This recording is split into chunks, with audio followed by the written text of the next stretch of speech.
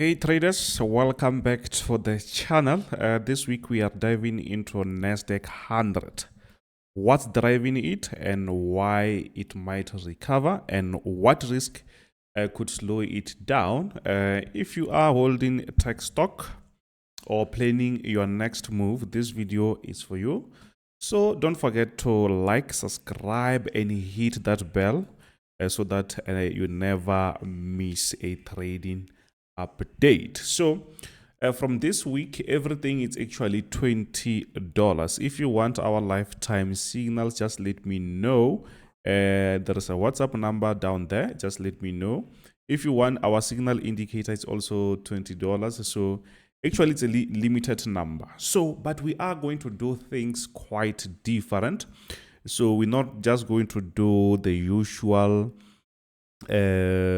analysis like almost every day. So this time is just going to be mostly on the information side so that you understand what's really happening on these instruments that we trade every day. Plus this week, what I'm saying is, if you join today, just know that from next week, we're no longer going to actually sell almost anything. So which means I will just be doing YouTube videos at the moment, right?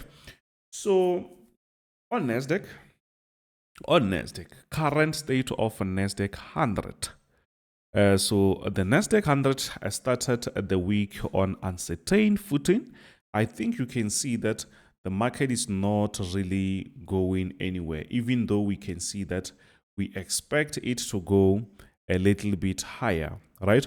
But after a strong first quarter, the index has faced some resistance amid mixed earnings and micro headlines. As of now, it's hovering around key support levels with some traders watching closely for sign of bounce or break. So this is what I'm trying to say here. We have these levels. If you check these levels, we are actually having so many of them. At least we did break out here, but the market seems to be trying to play around.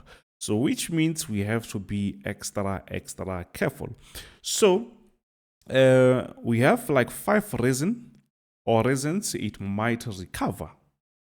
So first one is tech earnings momentum. Big players like Apple, AMD, and Amazon have either reported or about to. And most of them is positive earnings surprises could spark a rally across the sector. And tomorrow, I think it's tomorrow, it's Wednesday, right? So Fed rate a pause hopes. We know that I don't think we're going to see any cut. I think they're going to pause. And recent economic data shows inflation might be cooling slightly, leading to increased speculation that the Fed will pause or cut rates soon. A big win for tech stock. And we're waiting for that.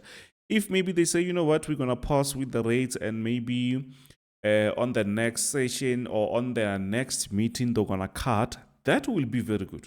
That will be way too good for the tech stock. And I think that will be something that we need to watch on the market. Point number 3 is going to be strong AI demand. Companies like Nvidia and Microsoft continue to ride in the AI wave. That narrative alone keeps a lot of bullish energy under the surface. We know that every time they talk about AI, talking about Microsoft, Nvidia, ChatGPT or OpenAI, Meta platform is also coming, Amazon. Actually, all these tech companies are going to push this AI thing to go a little bit higher. And we know that.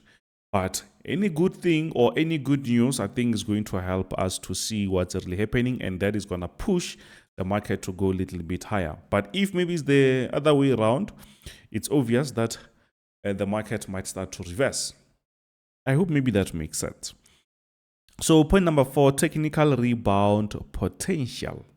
So the Nasdaq 100 is sitting near a strong technical support. I hope maybe you can see this. So we had this breakout And that breakout, it was around the resistant area. Now it's actually a support area. So which means even though the market might sell, it might still find that support here and it might still push up. So this is actually technically, but not fundamental. So if anything that happens on the fundamental side, it might mess up everything. But we still have this zone where we can say, yes, it's very, very strong. So we are on a strong technical support zone. If buyers step in, or let's say if buyers step in here, I think we could see a healthy bounce this week. I think that might happen. So another thing here is, or let's say point number 5, rotation back into growth. As a defensive sectors cool down, there is growth interest in rotating capital back into high growth tech names, which could benefit the entire Nasdaq or entire index. We're talking about S&P 500, we're talking about US 30, we're talking about German, France 40, all that, right? Because if maybe the market, or let's say the economy start to be stable, people, they're no longer scared of losing much. So because if maybe you bought some bonds, those things, they don't really grow much. So which means you need some growth stock where you can make a lot, or maybe enough profit than those bonds that you buy from the government, because now you're no longer actually trying to protect yourself, you're just trying to grow. I hope maybe that makes sense, right? So another one here is the risk factor, US-China trade war. This is also the bigger one that we're still trying to check every day. Everything that can happen now between China and US, especially on the trade war, it's just going to change the way we see the market, and we know about that. But it's not all bullish. One big risk on the radar, renewed tension in the US-China trade relation. Talks of new tariffs and tech restriction could pressure cheap stocks, and companies heavily reliant on Chinese revenue or manufacturing. If this escalates, it could weigh heavily on Nasdaq momentum. We know that companies like Nvidia, AMD, Apple, we know they mostly make money in China, or they have enough fan base in there. And if maybe we start to lose that, we might see some lower profits, and that will also have a negative effect on Nasdaq 100, or let's say tech stocks, right? So what to watch this week? So I think we have a calendar. I forgot to open the calendar, but it's fine. You know that on the economic calendar, we are waiting for a Fed meeting, which is going to be, I think it's tomorrow. So earning reports from major Nasdaq names, any update from Fed or economic data releases, check them, because they will actually give you a clue or what it's actually happening or what is going to happen. Like tomorrow, if they pause the rates, that is actually good, because it's not really an increase. But what is going to be way too good is if they mention that, you know what, maybe on the next coming meeting, we're going to cut the rates. That will be good. Whether it's 25 basis point or whatever, that will be way much better, right? Another thing is developments in the US-China trade narrative. This one I'm repeating several times, because at the moment it seems like US and China, they are now trying to talk. And if the talk succeed, I think that is going to be quite positive on the especially tech stock, or let's say on the market. A combination of strong earnings and cooler inflation numbers could be the fuel. The Nasdaq needs to rebound.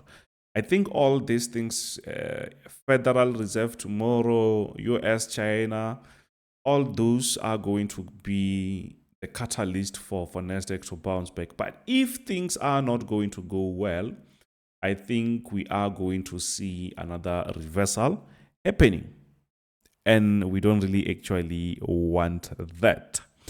So yeah, I think for today, this is going to be enough. We'll have maybe another one on gold. So what's your outlook on the Nasdaq 100 this week? Are you buying or holding or waiting it out? So yeah, you can just smash that like button or subscribe if maybe you actually liked this segment. I think I will be pushing this now or going further. So don't forget that I'm giving everything out now for only $20. Lifetime signals, indicators, but only for this week. Next week we're done. We no longer do anything. We just continue doing our analysis. So which means just hurry up if you wanted to be part of the team, or maybe if you wanted the system, you can just WhatsApp me. I think you can see my contact here. So let's see what the market is going to do from today going further. So thank you very much. I will see you on the next one. Bye.